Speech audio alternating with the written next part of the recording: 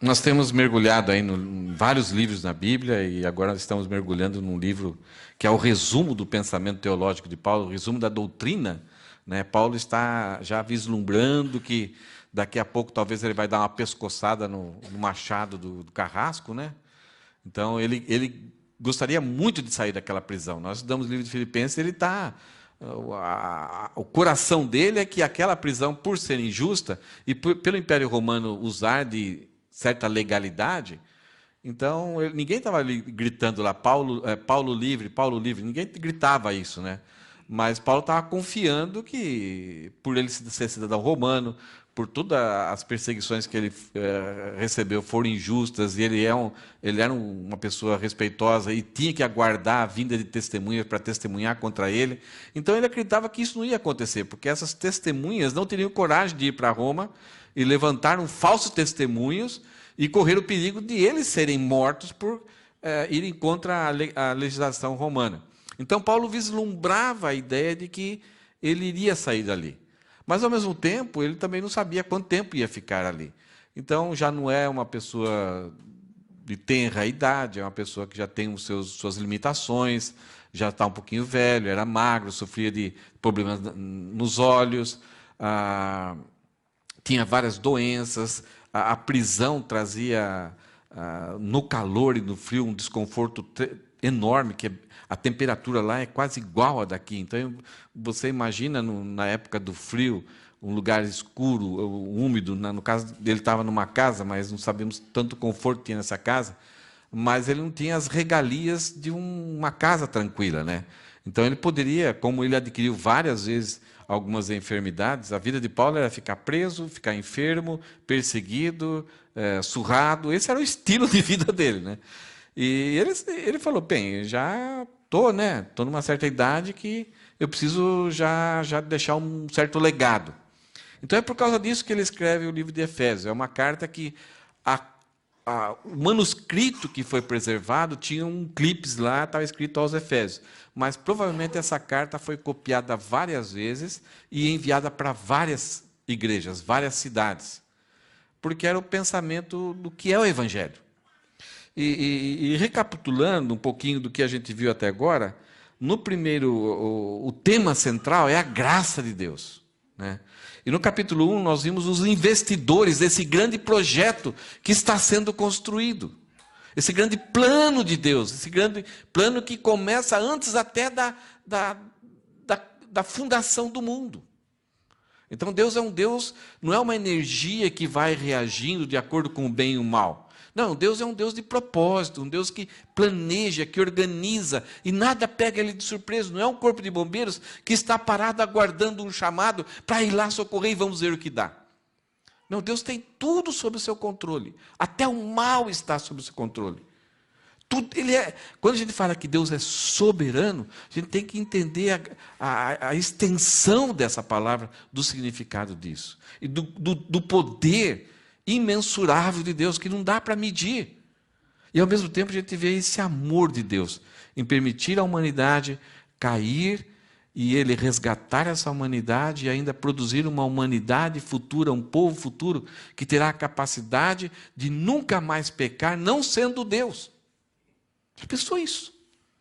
Nós teremos a capacidade, estaremos livres para jogar futebol, para brincar, sem se preocupar em ter domínio próprio. Que teremos essa capacidade que só Deus tem. Então, no capítulo 1, nós vemos os investidores desse projeto. O Pai escolhendo antes da fundação do mundo, estabelecendo quem será o seu povo. O Filho pagando o preço da redenção. O Espírito Santo selando, para que essas pessoas que foram salvas possam ter a garantia de chegar lá, sendo o seu povo.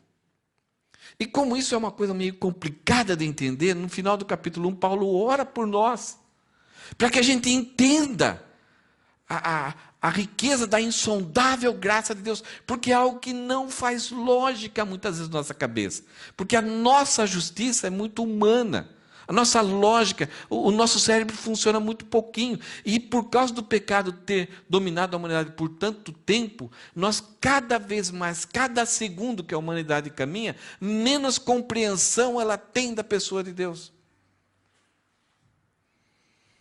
E no capítulo 2, então, Paulo vai mostrar que esse planejamento de Deus, e é aquilo que ele queria que nós entendêssemos, ele é efetuado sobre nós, principalmente nós, que é uma novidade para a época que se iniciou com Cristo, nós os gentios, que estávamos longe de Deus, não tínhamos nenhuma aliança de Deus, desconhecíamos a Deus, estávamos andando em nossos delitos e pecados, seguindo a nossa inclinação carnal, seguindo os desejos e as conduções da humanidade e seguindo a orientação do príncipe das trevas que governa o mundo.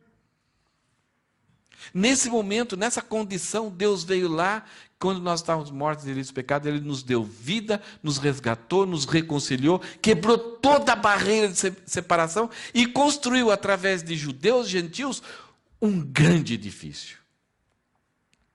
O seu povo. Através de nós e por nós, então Deus está construindo um grande edifício. Não é como que a gente vê aquele edifício que foi construído lá em Dubai, que tinha quantos metros de altura? 800 e poucos metros, né? Que precisa ter tanto investimento, acionistas, e ter o cuidado, e quanto tempo vai durar aquilo? Esse projeto de Deus, a eclesia, a igreja, isso é, os chamados para fora. Igreja não é isso daqui. Isso aqui é um salão de reunião da igreja que somos nós. É um projeto que foi pago, construído pelos 3 investidores, o Pai, o Filho e o Espírito Santo, e os recursos para construir esse projeto é eterno, é durável. Não se vai desfazer, a traça e a ferrugem não vai ser destruída. E aí no capítulo 3, Paulo fala assim que ele foi chamado para esse mistério, que estava oculto em Deus, de proclamar a todos os homens que aquele que crer em Cristo será salvo e fará parte da eclesia. Então é o texto que a gente vai trabalhar hoje. Vamos usar 2 versículos hoje para alguma coisa que é muito necessária para a nossa vida. Mas o que a gente percebeu até agora é que Deus não faz nada sem propósito. Deus não, e o propósito inclui planejamento, inclui capacidade para executar. Algumas vezes nós temos sonhos e temos propósito com esses sonhos e planejamos esses sonhos para executar, mas na maioria das vezes falta tempo, né? Porque é necessário ter um gasto, ter um custo. E algumas vezes a gente não consegue porque não temos mãos suficientes, não temos pés suficientes. E algumas vezes criamos algo fantástico, mas morremos na praia. E nem todo projeto humano tem garantia de uma existência infinita. Eu me lembro que em Santa Catarina aconteceu. Não, Joinville de Santa Catarina? Mas ali, quando chega em Joinville, tem uma fábrica, bem na rotatória principal, tem uma fábrica do lado esquerdo, assim, uma fábrica muito grande, que ela fabricava aquelas banheiras que era da nobreza do Brasil. Eram umas banheiras de ferro e com esmalte. Você lembra dessas banheiras? Ela tinha 4 pés, um lado tinha uma saída e ela é um ofurô um pouco mais chique. No Brasil, a casa que tivesse essa banheira era algo assim fantástico. E eles se enriqueceram, os donos daquela fábrica se enriqueceram, porque quase toda a fábrica do Brasil tinha essa banheira. Era de ferro, esmaltada, branco, não sei se tinha outras cores. E estavam sossegados nos seus projetos. Até que chegou alguém para eles e falou o seguinte: olha, eu tenho uma coisa que talvez vai diminuir o custo de vocês. Vocês criam uma armação e colocam fibra de vidro. Que fibra de vidro? Isso é porcaria, não vai servir nada. Eles rejeitaram o projeto. Até que então essas pessoas que idealizaram a fibra de vidro, então levaram para alguém comprou a ideia, montou uma fábrica e começou a construir. Aonde estão essas banheiras de ferro esmaltadas? Onde você encontra elas? Não, não é museu, não. Você encontra elas. No Brasil você encontra elas. Em borracheiro. Não é verdade? Todo borracheiro tem uma banheira de ferro. Porque ele precisa colocar a boia dentro da água para verificar se ela está furada ou não. Olha onde foi parar. Esse prédio existe lá em Joinville ainda. Está com todos os vidros quebrados. Faliram. Porque nenhum projeto humano tem a garantia de ser algo infinito. Para sempre. Mas esse projeto de Deus é algo para sempre. Nós somos pedras vivas, nós somos esse corpo, essa família, esse edifício que Deus está construindo. E Deus aumenta essa família, aumenta esse edifício, constrói esse edifício, através de usando nós mesmos para a proclamação. Então vem a ideia do querigma. Então Deus planejou, o preço foi Jesus Cristo, Ele está montando a igreja, e aí vem o querigma. A ideia do querigma é proclamar, falar, com palavras e com a própria vida. Então é um projeto, é um plano. Então o que a gente percebe é que quando a gente olha a história da humanidade, olha um pouco da Bíblia, assim, olha um pouquinho aqui, lê ali, como se fosse algumas vezes até como se fosse um horóscopo, né? Então, lê o texto, não gostei, então olha para o outro. E quando você começa a estudar um pouquinho mais, você fala, é difícil. E aí você não encontra, muitas vezes, qual é o propósito das Escrituras. Né? Tem uma foto aqui que mostra isso, que muitas vezes é o que a gente sente. Né? Parece, para onde está indo? A história está caminhando para onde? É tanta mudança na sociedade, será que Maduro vai cair? Ele já está tão maduro, por que ele não cai? Sabe, a Rússia, será que vai? E de repente ninguém imaginava que o muro de Berlim ia cair, de repente cai. Então essas surpresas que a história traz para nós, a gente fala, nossa, está tudo desgovernado, é um caos, a gente nunca tem certeza de nada. Mas a Bíblia traz a ideia de uma certeza, de um controle, de uma soberania, de um planejamento. Quando você começa a colocar no papel uma sequência após a outra, você fica fantástico. E quando essa trajetória da humanidade terminar, será cantado um hino, um cântico, que a gente canta.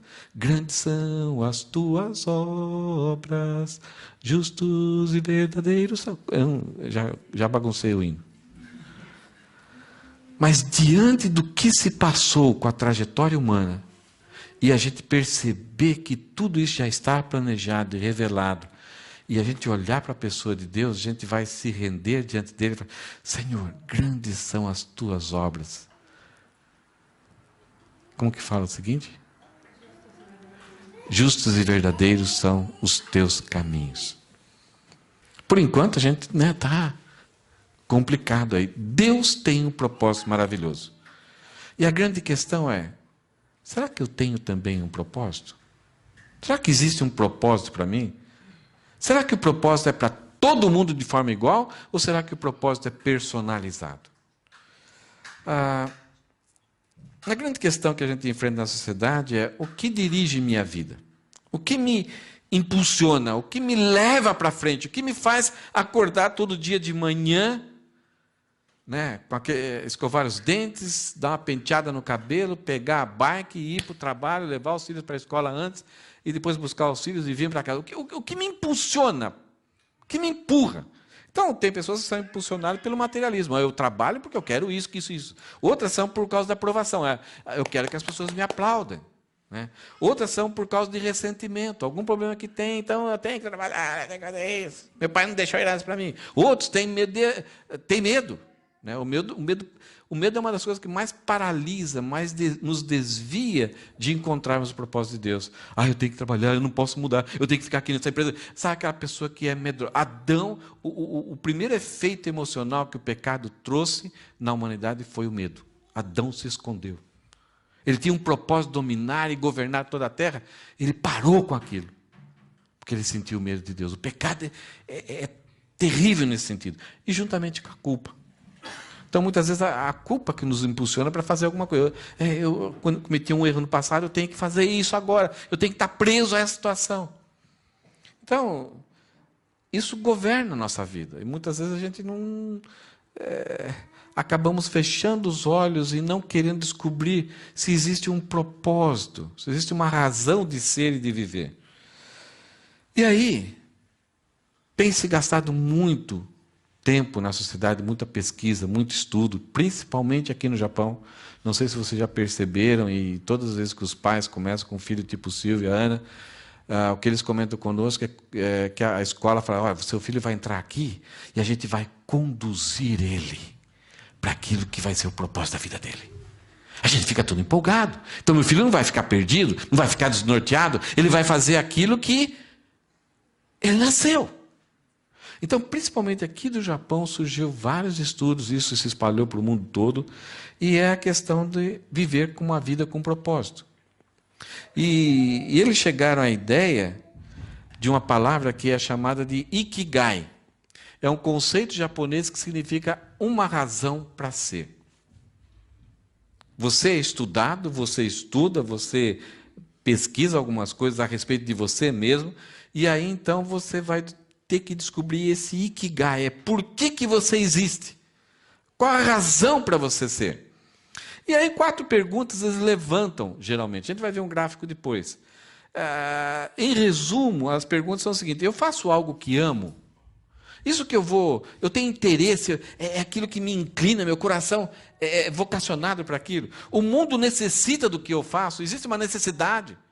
Ou eu vou fazer algo que não tem nada a ver? Eu sou bom no que faço? Me pagam para fazer o que eu amo?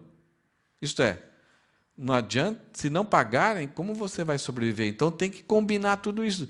Quando essas 4 perguntas elas são respondidas, você então vive o seu propósito, a razão de ser, o seu Ikigai.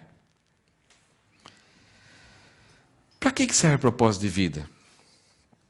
A vida pode ser bem complicada às vezes. Talvez você fale assim, todos os dias. E ter um propósito pode ajudar a fazer com que ela se torne um pouco mais fácil. Eu não sei a proporção da dificuldade que todos nós tivemos de vir para o Japão. Como foi essa crise, as dúvidas. Mas quando você tem um pouquinho mais apurado ou não o Ikigai aí, essa razão de ser, isso ajuda um pouco mais. O seu propósito de vida é o que irá ajudar você na hora do aperto, na hora de dizer não muitas vezes, né? Na hora de ter que enfrentar algumas mudanças. Aquilo que você se propôs, a sua missão, irá guiar você quando tiver que tomar decisões difíceis.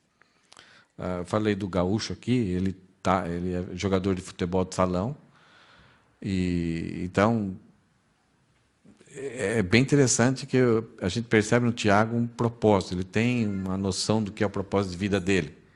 Mas foi difícil para ele, de ter que negociar o contrato, se ia ficar e para onde ele ia. Surgiu 2 propostas boas, e todas as vezes que você... Então, as 3 propostas eram boas, e qual escolher a excelente? Então, eles escolheram, eles estão muito alegres, muito satisfeitos com isso. Talvez a gente, no lugar deles, escolheria de outra forma, mas que a gente percebe que ele tem um pouquinho dessa missão, desse conceito da missão que ele tem para a vida dele. Então, ter uma noção de para que eu sou, para que eu existo, qual a razão de eu ser alguma coisa, de eu ser essa pessoa que sou, ajuda muito nesses momentos. Os benefícios de você ter um propósito de vida: ela dá sentido à vida, ela simplifica a vida, você não fica se distraindo com um monte de coisa. Uma vez eu vi uma experiência de um professor, chegou numa sala de aula, e ele colocou num pote um monte de bolinhas de golfe. Encheu de bolinha até no começo. Alguém já viu essa experiência? E ele perguntou para os alunos: o pote está cheio? Os alunos: sim. Aí ele colocou bolinhas pequenininhas. Está cheio o pote agora, pessoal? Sim. Aí ele colocou areia, um monte de areia. E agora?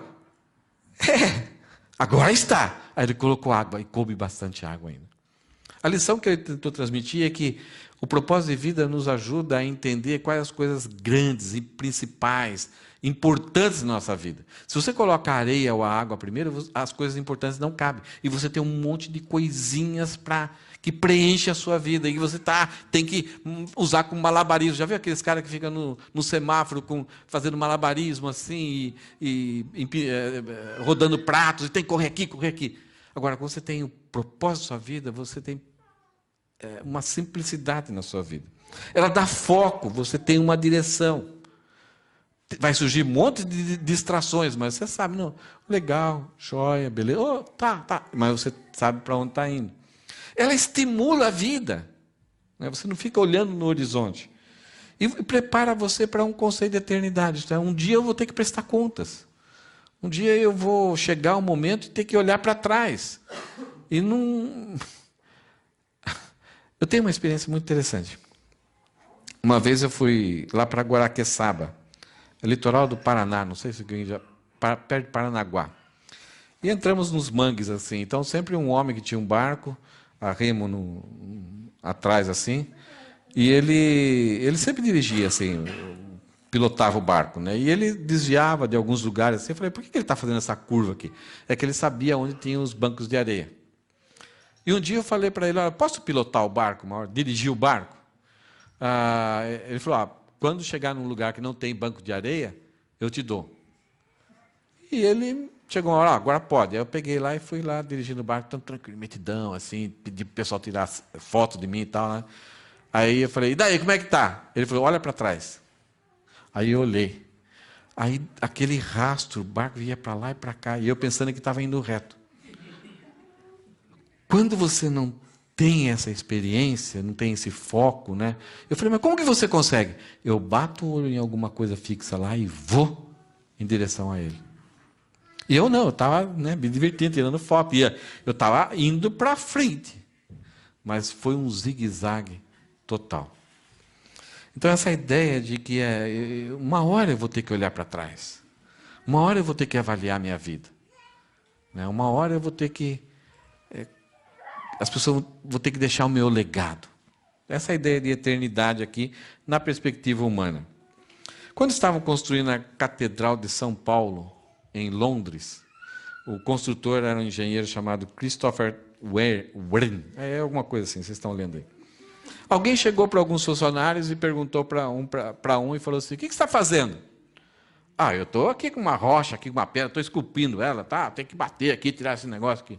E você? Eu estou ganhando bastante dinheiro. E você? O terceiro. Eu estou ajudando o Sr. Christopher a construir uma das mais lindas catedrais. A questão é muito de perspectiva. O propósito, ele muda a nossa perspectiva. Alguém que esteja prisioneiro por alguma causa importante poderá considerar a si mesmo. Em algumas situações, você tem que estar lá, tem que estar envolvido. Alguém te coloca lá. Tem pessoas que não têm muita escolha na vida. Para algumas pessoas, principalmente para esse primeiro rapaz aqui da pedra, a pessoa pode considerar a si mesma como uma pobre, infeliz criatura e maltratada. Tudo é ruim. Ela nunca vai se sentir satisfeita. Mas para outra pessoa, ela pode se considerar com muito prazer, como se fosse um porta-estandarte de uma escola de samba, toda alegre, sendo, para ela é a melhor coisa que ela está fazendo. E sabendo que ela está cooperando com algo grandioso, prazerosamente. O primeiro verá a sua prisão como tristeza e o segundo como um privilégio. Vocês vão entender por que eu estou falando essa frase de o primeiro considerar como uma prisão e o segundo como um privilégio. Dentro desse Ikigai aqui, os estudiosos, eles elaboraram um gráfico. Não sei se todos conseguem ler isso aqui, se vocês quiserem eu mando depois para você. Aqui está as 4 perguntas. Então, em que você é bom, o que você ama, o que o mundo precisa, isto é, se você está fazendo alguma coisa que vai ajudar alguém, e pelo que você pode ser pago. Quando você está em algo que essas 4 facetas, essas 4 áreas, elas atingem você está em cima dessas 4 áreas, então você tem o Ikigai. Agora, muitas vezes nós temos 3 ou 2 só.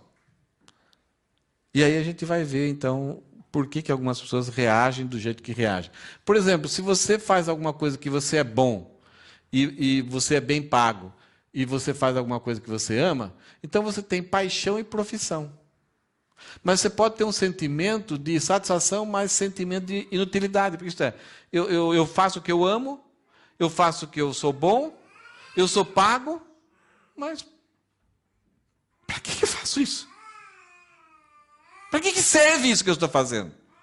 Você tem um bom carro, uma boa família, sustento, pode viajar, você faz aquilo que você gosta, você faz aquilo que você ama, mas você morrer, vai passar e ninguém vai usar. Talvez vai ficar para museu. Se você é bom no que você faz, você é pago e o mundo precisa, então você tem a profissão e a vocação. Isto é, você tem uma profissão e atinge a sua vocação, porque você está fazendo aquilo que você é bom. Mas você pode ter um sentimento confortável, isto é, eu estou na minha área, mas um sentimento de vazio. Por quê? Porque você não está fazendo aquilo que você ama. Então, e algumas vezes a gente se torna escravo disso por causa do conforto, da área de conforto. Você tem aquela insatisfação, aquele vazio, porque não é algo. Você tem que fazer porque você tem que ganhar. Você faz porque você é bom. E você faz porque as pessoas precisam. Então, de repente, você não pode. Tem que fazer. E talvez você ganhe muito dinheiro, porque pessoas precisam mesmo. Mas não é aquilo que você ama. Se você faz algo que você é bem pago, o mundo precisa, e você ama muito aquilo que você faz, então você pode atingir a sua vocação e a sua missão, mas você pode ter um sentimento de entusiasmo e complacência, mas senso de incerteza. Não é a área que eu sou bom. Então, quando ficar velho, pode ser que não seja mais necessário. Então, é a área de incerteza. Será que é para isso que eu fui? Agora, se você é bom, você ama e você precisa, você tem paixão e missão, mas você pode ter um sentimento de alegria e plenitude, né? Que você faz aquilo que você ama, aquilo que você é bom, e as pessoas precisam. Na maior parte dos pastores são assim. Missionários são assim, porque muitas vezes são abnegados com aquilo que ganha. Só que você pode ter um sentimento de alegria e plenitude, mas sem prosperidade. Muitas vezes necessitando e passando miséria e não consegue deixar legado. Agora, quando essas 4 áreas acontecem na sua vida, você faz aquilo que você ama, você faz aquilo que você é bom, você é pago por aquilo, você é sustentado por aquilo, e o mundo precisa, aqui em todas as áreas, né, desde diversão, alimentação, vestuário, isto é, há uma demanda, né? Cada vez mais você faz, que nem a Ana trabalha em carne, né? Não tem crise, todo dia o mundo está precisando disso. Então ela sabe que quando ela vai chegar no supermercado, ela vê a bandejinha lá, eu que fiz isso. Porque eles precisam, né? Não está encalhado, há uma necessidade. Então tem essa sensação. Então quando as 4 áreas acontecem, você tem paixão, você tem missão, você tem profissão, tem vocação, e você atinge o Ikigai. Eu existo para isso. Você fica realizado.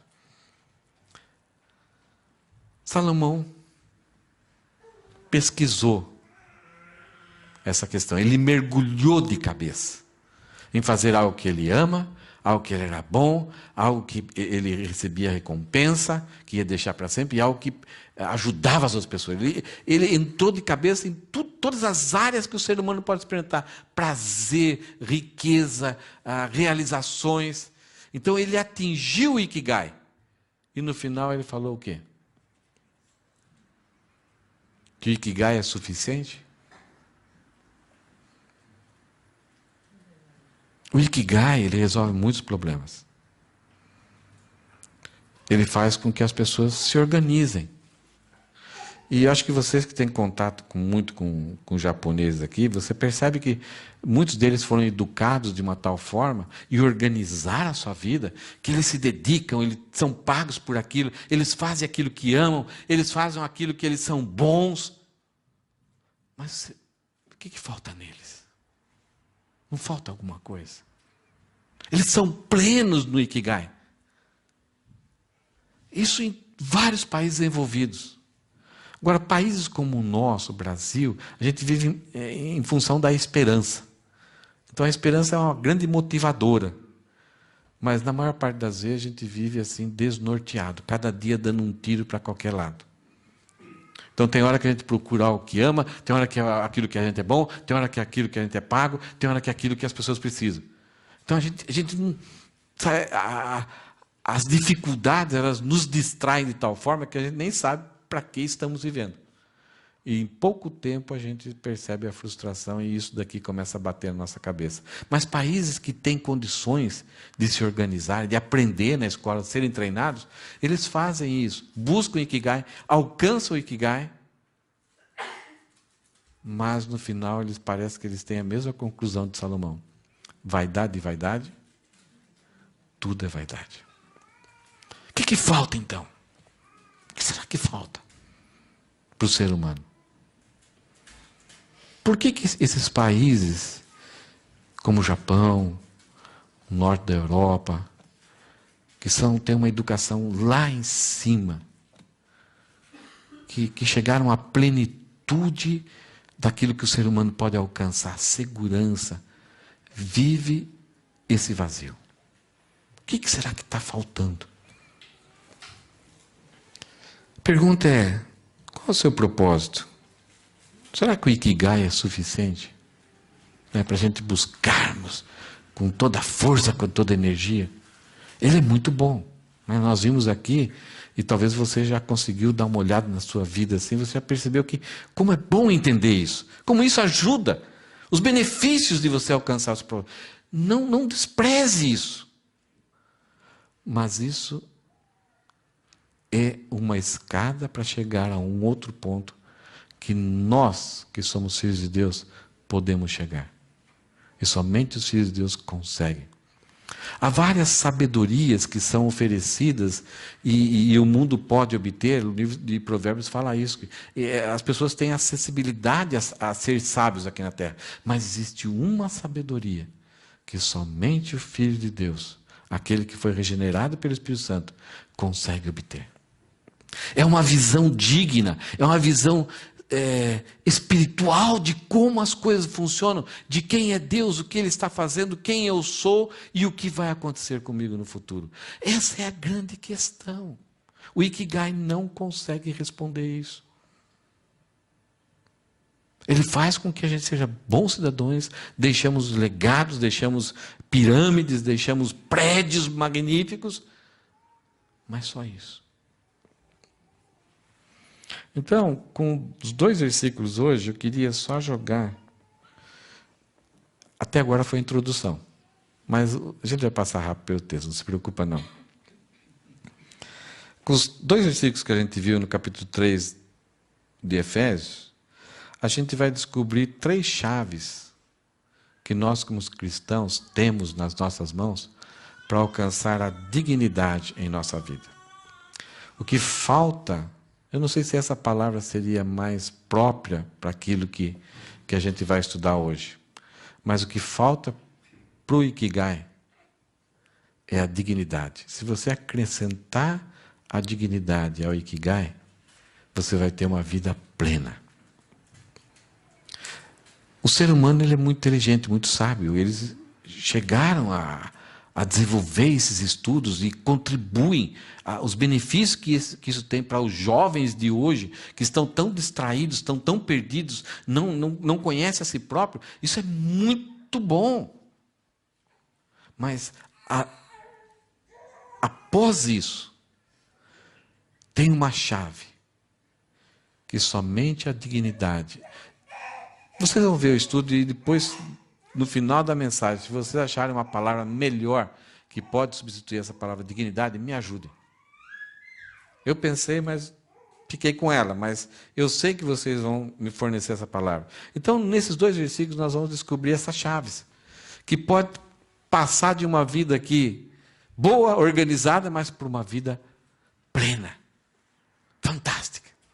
E eu espero que vocês sejam ajudados com isso. O que Paulo fala no primeiro versículo do capítulo 3 de Efésios? Paulo fala o seguinte: quando penso em tudo isso, que ele está pensando? Ele está pensando que o pai selecionou, o Filho salvou, o Espírito Santo selou, e ele estava orando para que os crentes compreendessem. Ele pensa que nós éramos escravos, mortos em delitos e pecados, e Deus nos aproximou, nos reconciliou, e através de nós está construindo essa família, esse edifício maravilhoso, eterno. Então, Paulo, quando eu penso em tudo isso, eu, Paulo, prisioneiro de Cristo Jesus, para o bem de você, gentil. Aonde Paulo estava quando escreveu isso? Preso. Por ordem de quem? De César, do imperador, das leis romanas. Mesmo ele sendo cidadão romano, ele foi acusado, e essa acusação tinha valor, tinha direito de acontecer. E ele foi arrastado, enfrentou uma viagem difícil.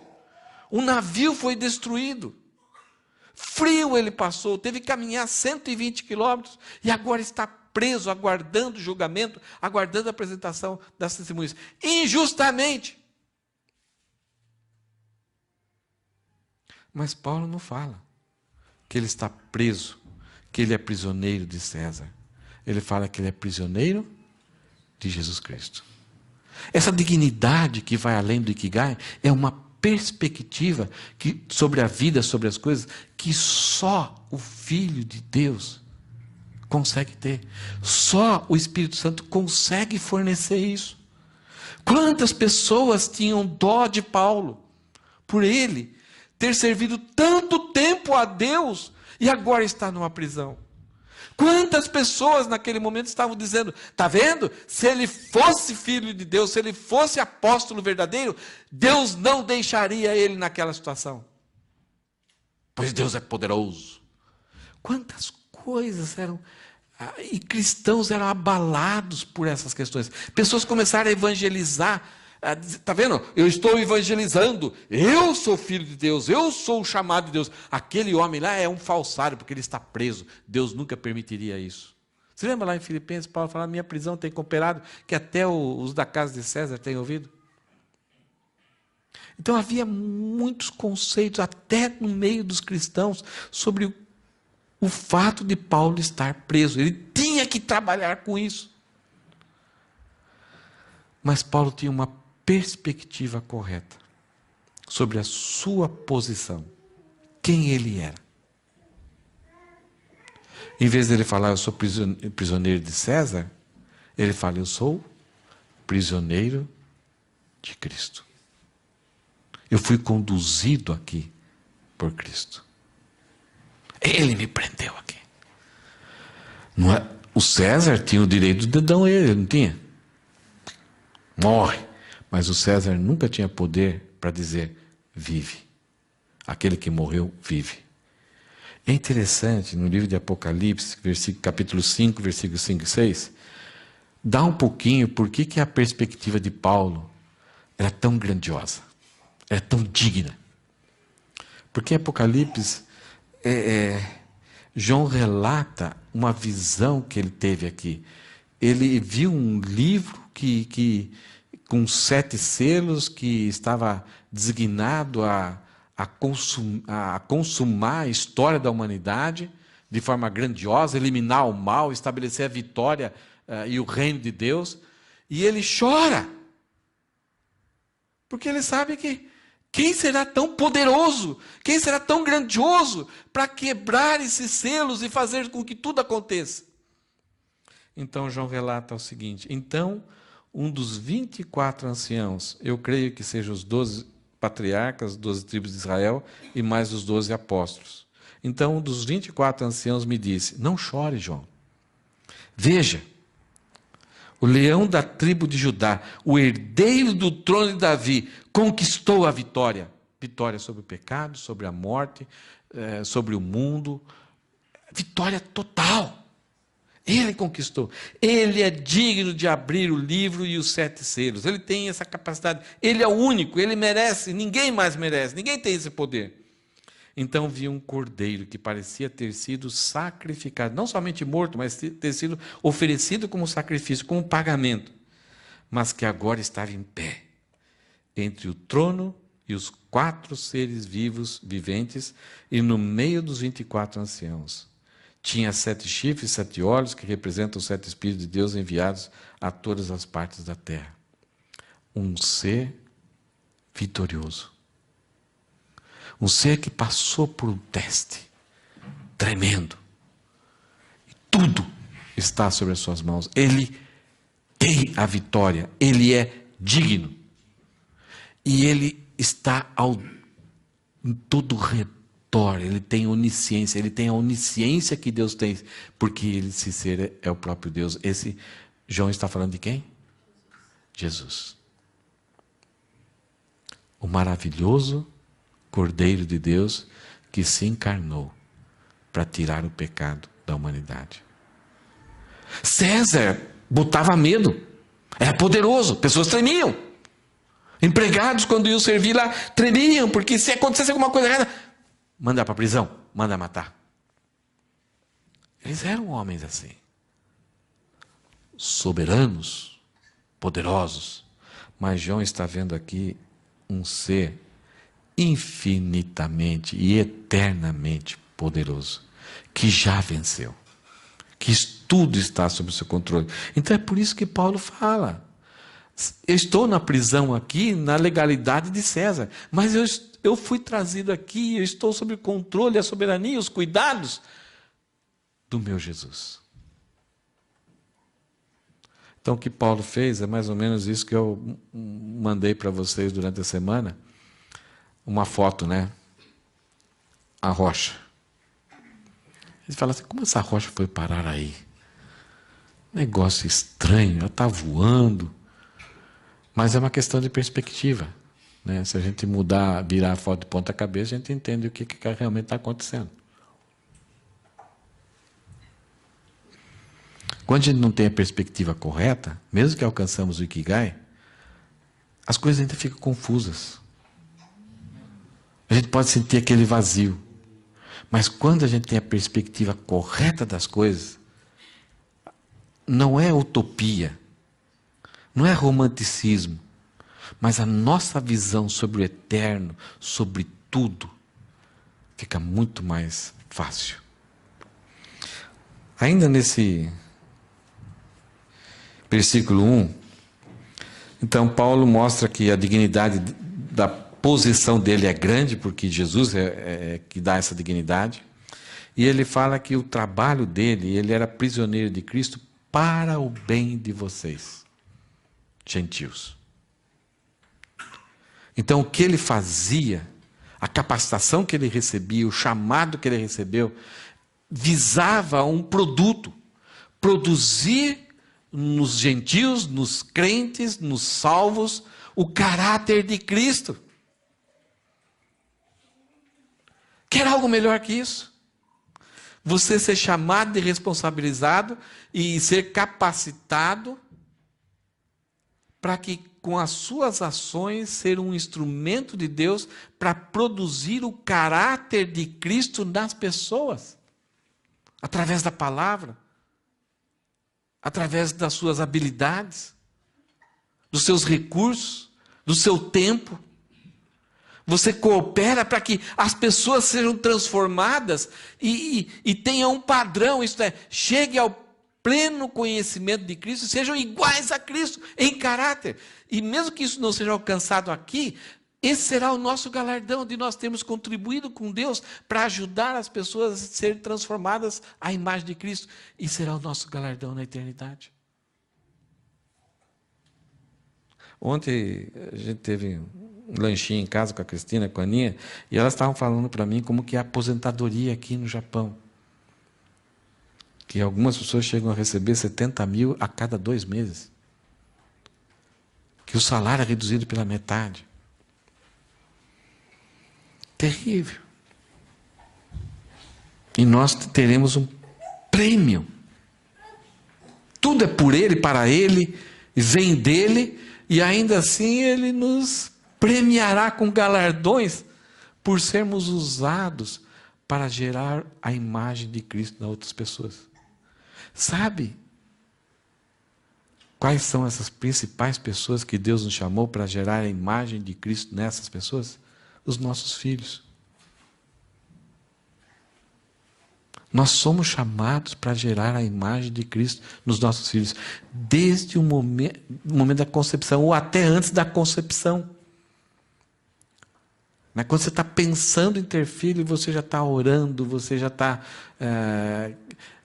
planejando a sua vida, organizando a sua vida, como vai ser o seu relacionamento com o seu filho, para que em todas as áreas, a educação, a disciplina, o ensinamento, tudo que você fizer, vai levar ele a conhecer a Cristo e ser uma pessoa que vai servir a Cristo e vai ter o foco na sua vida com Cristo, fazer um bom casamento, ter filhos educados, e quando os seus netos surgirem, então aí você será avaliado se realmente você fez um bom investimento.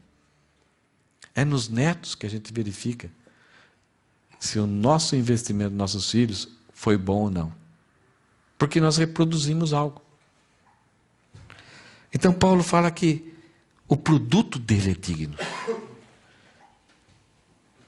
Por isso que, mesmo alcançando o Ikigai, algumas pessoas são insatisfeitas. Por quê? Por mais que o mundo necessite, aproveite, seja uma coisa necessária, mas será que vai produzir frutos eternos? Vai atingir a eternidade? Então, é por isso que algumas pessoas têm uma satisfação enorme. Tem muitas dificuldades. Paulo estava preso, doente, sofria perseguições, mas a alegria, fala, alegrai-vos no Senhor. Outra vez digo, alegrai-vos no Senhor. Sede meus imitadores como eu sou de Cristo. Já estou crucificado com Cristo e não vivo mais eu, mas Cristo vive em mim. Porque ele sabia que a vida dele estava sendo capacitada e usada por Deus para gerar frutos eternos. Nós somos chamados para isso. Então, mesmo que você está lutando para alcançar o Ikigai, eu até nem sabia, nem se preocupe com isso. Aqui existe um produto digno que vale a pena investir. E a terceira coisa digna, o processo é digno. Então, a primeira pergunta é: a posição nossa é digna? O produto é digno? E o processo? O processo aqui tem muito a ver com aquilo que os homens chamam hoje de ISO 9000, 14000, 9900, sei lá, tem tanto ISO aí. É o processo, existe qualidade. Tem uma frase que os fins justificam os meios. No caso de Deus, não. Os meios têm que ter a mesma dignidade dos fins. Então Paulo fala aqui, tomando por certo, a propósito, que vocês sabem que Deus me deu essa responsabilidade especial de estender sua graça a vocês. Então algumas vezes eu quero levar alguém a Cristo. Eu quero chegar, Deus, ó, tem 10 pessoas lá na igreja, lá, firme, cantando, pregando, contribuindo, sendo missionário. Então o que eu faço? Se eu falar que a salvação é de graça, a pessoa não vai dar bola, não vai entender. Então eu acho outros artifícios para que a pessoa venha, aparentemente, se tornar cristão. Mas eu não estou tornando essa pessoa um filho de Deus. Então eu posso prometer prosperidade para ela, eu posso prometer que o vazio interior dela vai sumir, eu faço outras promessas. Então, o processo de tentar trazer alguma pessoa a Cristo, eu estou me enganando e enganando as pessoas. E através de um processo que não seja digno, o produto nunca vai atingir o seu padrão. Então, por isso que Paulo fala, ele recebeu uma responsabilidade especial de estender a graça. E ele fala que no capítulo 2 de 2 Coríntios, ele fala assim que ele não vive mercadejando a graça. Colocando aqueles arcos, já viu os carros quando ficam à venda, colocam um arco assim, tudo de florido, bandeirola. Então você passa, o que é isso? Um carro, são coisas que atraem. Paulo fala, eu não faço isso. Eu apresento a cruz. Eu apresento a desgraça da depravação humana. Eu apresento o quanto nós somos ruins, que nem o Elisandro falou aqui. Eu falei, puxa, mas o Elisandro está falando, ele está falando a verdade, mas isso talvez esteja entristecendo, talvez uma linguagem negativa. Não, a gente tem que ser mais positivo. Nós temos que ser mais propagandista, o marketing. Paulo fala, eu tenho a responsabilidade especial de estender. Esse processo de estender é fazer da forma correta. Pregar a Cristo e este crucificado. Por causa do nosso pecado. Por causa que nós não podemos ser salvos se não for pela graça, pelo sacrifício de Cristo. Então Paulo tinha essa responsabilidade. Então ele mostra para nós que o processo é digno. E quando o processo é digno, você então, além do Ikigai, você torna a sua vida plena, satisfeita. Quais são as chaves para alcançar, além do Ikigai, uma dignidade, uma vida plena em minha vida? Primeiro, uma posição. Quem eu sou? Eu estou limpando o banheiro na igreja. Se me colocar isso. Uma pessoa que entende o projeto de Deus para a sua vida e percebe que aquilo faz parte de algo tão fantástico, ela vai entender que aquela posição ela é digna. Você lembra quando Jesus reuniu os discípulos no cenáculo? Ele ia ter que ensinar muitas coisas. Mas a primeira coisa que ele ensinou foi que todos eles só se teriam parte no negócio de Jesus se entendesse que todos eram dignos de lavar os pés uns dos outros. Havia uma discussão, quem que vai lavar o pé? Talvez é Marcos, o mais novinho. Porque era sempre um escravo, e o Pierre era escravo, era quase que um castigo. Era muita humilhação lavar os pés. Além de humilhação, era algo indigesto. E aí, quando eles estavam discutindo, o Pedrão falou, eu não, nem pense em mim. Aí Jesus pega a toalha, coloca aqui, amarra na cintura, tira, fica como se fosse um saiote, como se fosse escravo, e vai lavar assim. Pedro repreende Jesus. Senhor, o senhor está comprometendo a sua imagem. O que vão pensar de você? Jesus, você tem que aprender algumas coisas comigo. Eu preciso te ensinar algumas coisas. E aí Jesus falou para Pedro, Pedro, se eu não te lavar os pés, você não tem parte comigo, você não pertence ao meu projeto. O que Pedro falou? Então dá um banho inteirinho. Depois da ressurreição, Pedro foi ele teve alguns problemas assim, mas Pedro foi um dos homens que mais entenderam essas broncas que Jesus deu na vida dele. E quando foram crucificar ele, você crê em Cristo? Então você vai morrer do jeito que ele morreu. Posso pedir um favorzinho? E pregue de ponta cabeça. Eu não quero ser igual a ele, é muita honra. Então prega de ponta cabeça. Pode pregar, mas de ponta cabeça. É que eu sou cabeça dura mesmo. Então, porque ele achou dignidade naquilo. Então, o produto é digno, nós estamos gerando a imagem de Cristo nas pessoas. O processo é digno, isto é, eu estou usando a graça de Deus para alcançar as pessoas, ou estou maquiando o Evangelho? Só algumas reflexões agora para nós terminarmos. Deus colocou em nossas vidas, resumindo, três áreas, três coisas. Primeiro, o tempo. Todos nós temos em igualdade o tempo. Deus deu talentos, capacidades, a nossa história, habilidades que foram desenvolvidas ou nasceram conosco, alguma coisa assim. E o tesouro, o recurso que ou nós herdamos ou ao longo do tempo Deus nos deu facilidade para termos esses recursos. Como vamos usar isso? Entendendo o Ikigai, entendendo esse propósito digno que Deus tem para a nossa vida, como que a gente vai usar isso? Simplesmente para sobrevivência?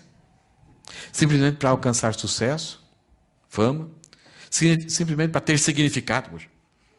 Ou eu vou buscar sentido, dignidade naquilo que eu tenho, aquilo que eu faço e aquilo que eu possuo, que está à disposição de mim. Então, como que eu uso o meu tempo? Como que eu uso o meu tesouro? Como que eu uso o meu talento? Existe dignidade nesse uso?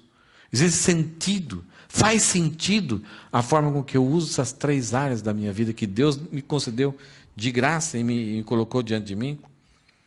Então, para a gente pensar e talvez tomar algumas atitudes, algumas mudanças na nossa vida e começar a refletir um pouco. Primeiro, meus pecados e erros do passado não atrapalham o meu chamado, o propósito que Deus tem para a minha vida.